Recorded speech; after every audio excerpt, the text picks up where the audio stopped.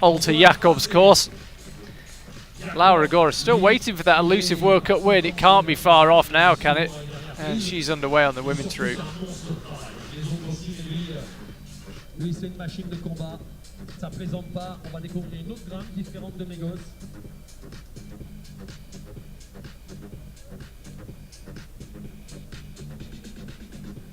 Et Laura Roguera, voilà, vous avez vu sur les vidéos ce qu'elle a fait, j'imagine, sur le rocher. Regardez un petit peu ce qu'elle fait sur la régie. J'espère que ça se passera bien. Jakob underway, Laura underway, both of them with high hopes of making the final.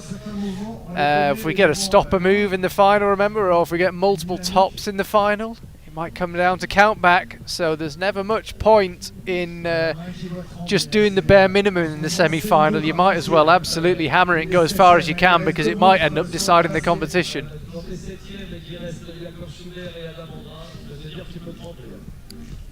Looking totally relaxed in that undercut though.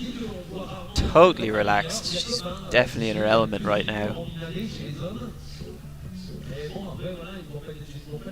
Both climbers right next to each other. They're remarkably close together, the routes, actually, given how much wall there is to play with.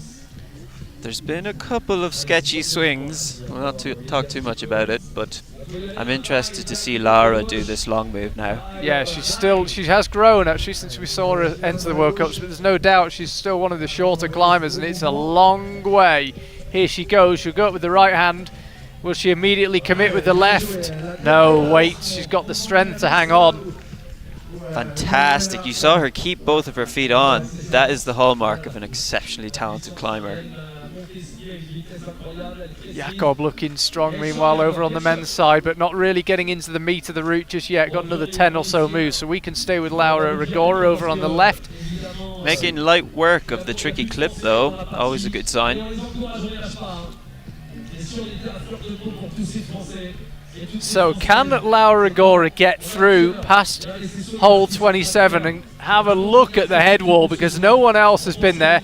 She qualified in second place on the starting list. It was actually tied for score with Yanya, and she does hold on to hole 27. So Laura Rigora is safely into the final, but how far can she go? Surely needs to get that clip done. If she commits again, she's not going to be able to clip, and does well to get it done. So the first climber to touch these black volumes could be Laura Rigora. She is a move away from at least having a look at them, setting herself up, really beginning to shake and looking like the effort is beginning to tell. You can see her rocking up and down, trying to get settled on that hold, and does make it up to one of the black volumes. So Laura Rigora is going to go into the final in that worst second place, with only Yanya Garnbrett still to go. Clips again, the angle changes above that quick draw, and she's onto the head wall. So Laura Rigora really showing that qualifying result was not a fluke. She is here to pick up that first gold medal, and she is setting a high point. Every move takes her further and further from the competition, and she actually just turned around to look at the clock and looked remarkably calm. Meanwhile, Jakob has not set a high point yet, but he's done enough to get himself into the final. He's just pulling onto the head wall. Both climbers entering the head wall pretty much simultaneously. You can see them there right next to each other. Both will be in the final tomorrow night. Jakob able to rest on a pretty terrible sloping hold, and Laura Rigora powering through these volumes. Could have top beckoned. Does she have the energy left? Jakob meanwhile trying to take a rest, and finally Laura. So Alex Megos, fresh from Seus, where he climbed his first 9C, the second 9C in the world, if the grade is confirmed, I guess. After, we can't decide how many days of effort. Lots of effort. Can he make the transition back to competition climbing? No doubt that he's got the outright strength, not to mention endurance right now. And let's have a quick replay while Alex has slowed down of what happened to Alberto. We'll come back to Alex in just a second.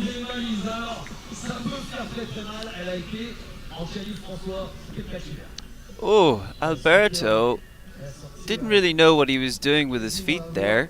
His left toe was sort of floating around in the volume, and the right toe wasn't as dropped in as it should be, or it wasn't on the hold it should be on. Then he goes up for the crimp. He probably could have stuck it with pure strength if he was on it, but he didn't hit it right. Just a series of mistakes that all added up. Megos, though, looking slow and steady, confident on the wall. I mean, if you climbed 9C a couple of weeks ago, you'd expect he could hang on for a while. I'd like to hope. Julia Chanaudy, meanwhile, who's a bona fide threat in 2 disciplines now, in lead and boulder. Originally, she was kind of seen more of a lead climber, but been making boulder finals pretty consistently as well now. She is underway. Another qualified Olympian, 2 qualified Olympians on the wall right now. And Alex Megos back on the wall where he claimed his first ever World Cup win in Brianc in 2018. Oh, clipping that long draw low down in a very comfortable position that other athletes have not used yet. This is looking very good for Megos.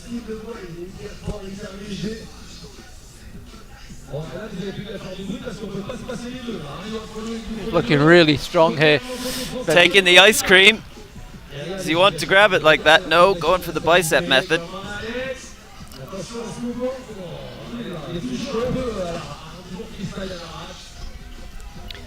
Gets a clip done earlier on. That's clever climbing, actually. You don't want to have to leave that one behind and come back to it. I think it is also a display of the strength that he still has, that he can hold that hold and make the clip. And is he going to go for the same beta of reaching out left again? Finds the deepest drop knee in the world, and it was perfect. It did everything it needed to do. Rope's getting in his way now, trying to get his left leg around the rope. It's just really awkward for Alex, and he commits out left, and it's sheer power that holds him on. We actually caught a glimpse of his face. He didn't actually look like he was even trying that hard. It looks like he really has got a lot of power right now, Alex Megos. He's done enough for a place in the final, but he's trying to manufacture a bit of a rest here. Oh, nice. Clever stuff from Alex. And Julia Chanaudy, I think, has fallen reasonably low on the women's route. We will come back to that. But Alex Megos setting a new high point. Could we see a top here? He's looking so strong. Almost won the World Championship in lead last year in 2019, and he's pushing on towards the top here. Looks like he's still got a bit of energy left, but just falls as he goes up with the right hand. Competition. Jan, you're more than used to operating at this level.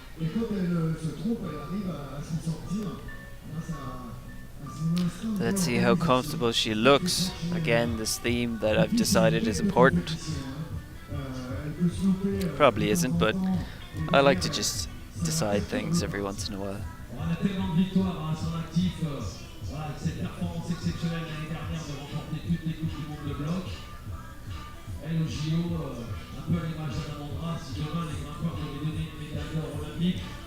Really interested to see how Janja goes. She, we both chatted to her afterwards. She said she really enjoyed the route, really enjoyed having such a big challenge. Said it was hard, which means it really was hard.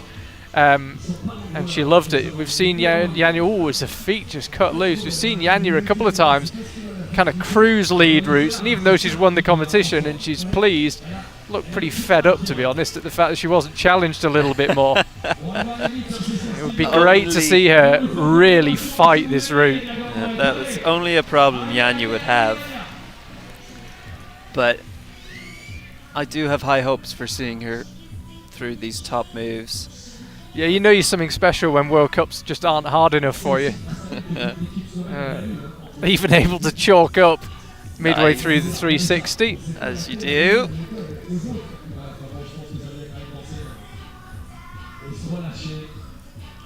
"15 lead World Cups wins for Janja to go with the 11 in bouldering.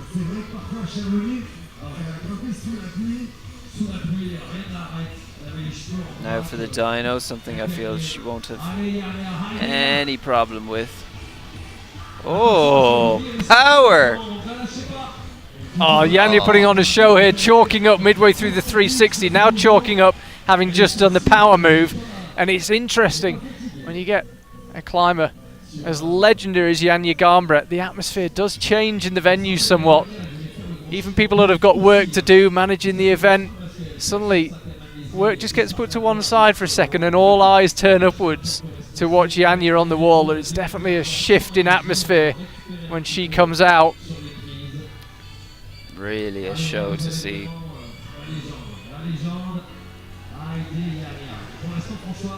Very early clip, but she's got the comfort and the reach there. Pinch strength, able to hold her on, and that little double screw on the volume. So she's found her way up to the point where a lot of the climbers have rested, and I think Janja is going to do the same and take a little bit of a pause. You've got that, you can see it. Just put that heel hook in place, and you can kind of cam your foot in against the wall as well, just to make it a little bit more secure. And chooses to clip whilst resting. She will know that she's got plenty of time left. Of course, she can look over her shoulder. There is a clock facing up for the climbers, so that they can always see how long they've got left.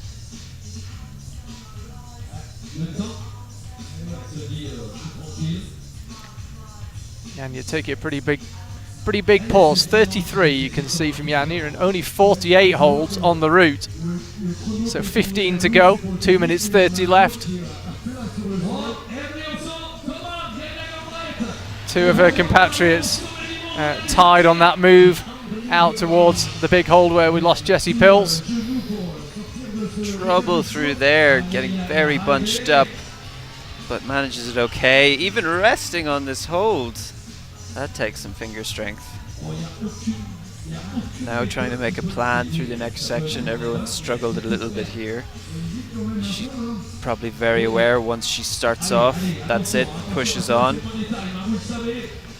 So this is a crucial move here. Two of her compatriots fell on that move. Janja actually able to have a little shake out midway through the move and has absolutely no trouble at all. So it's moving off this hold where Jessie Pilz fell. Janja is crimping so hard there, but something she's very used to do. Really scrapping now, Janja, and able to just take out all these little shakes of the arm. Just gets rid of a tiny bit of pump. If you can just get rid of 1%, it helps. And you can see just about every move, she's just having a little shake of the hand. And able to pause on an absolutely terrible hole on the top section of the wall. Janja Garnbret looking incredibly strong. Not the first time I've said that doing this job, it has to be said. So 42, the high point of Fanny, is now surpassed by Janja. She's got 43 and 44. Perhaps gone a bit early with the left feet. No, she manages to correct it. That is the second to last quick draw now for Janja, but she's just struggling to clip it, is she? No, she's just got a little bit bunched up, and there she is climbing towards our camera at the top of the Brianc wall. Couple more moves to go. No doubt Janja's had to work hard for this route, but it looks like she can top it. But can she read the top section right? Has she got enough energy left? It certainly looks from here like she has, but she's got to get it right. She's shaking out with every movement now. The top beckons. Here goes Janja. We live in a different world, but some things don't change. Janja Garnbret on top of the lead wall once again. Can anybody? Well, it certainly shows. So here we go, the Brianc final about to be decided. Oh, confident. He's not grabbing that right hold. He just clipped off of the left press, which is, you really have to trust your balance to be able to do that. He has got exceptional balance, so Adam Ondra, amazing climber to watch, not just for his sheer physical strength, but his technique and his ability to read routes. Now, one thing to keep an eye on, of course, Jakob climbed the route quickly. Adam, known for being a quick climber, he could absolutely rocket up this thing. There don't appear to be any meaningful rests on it. You can already see how he attacked those first moves. A bit of a foreshadowing of what we might be seeing through the rest of the route.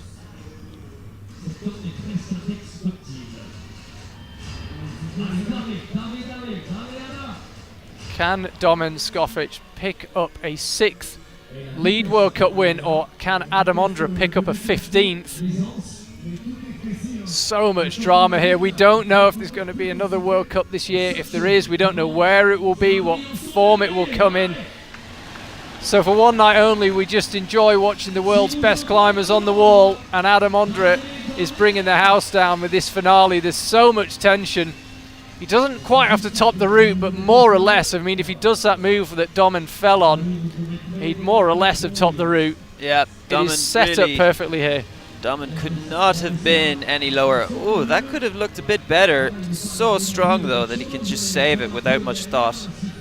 Yeah, Adam looks in the kind of physical shape where he can really get away with mistakes. Yeah. The problem is you don't want to get in the habit of making them. No, definitely don't want to end up with too many mistakes on this route. Really had to commit there. That looked a little bit touch and go, just that blocked hold. Adam with the big drop knee, he's so flexible, he's able to get in positions like that. Yeah, yeah. And he's got up to the final panel of the wall in less than 2 minutes. You can see on the clock, he's been here a while, he's still got 3:50 to go. He's off already. Such an amazing display of technique and flexibility. So Adam Ondra launching into this top section, having to really go for things.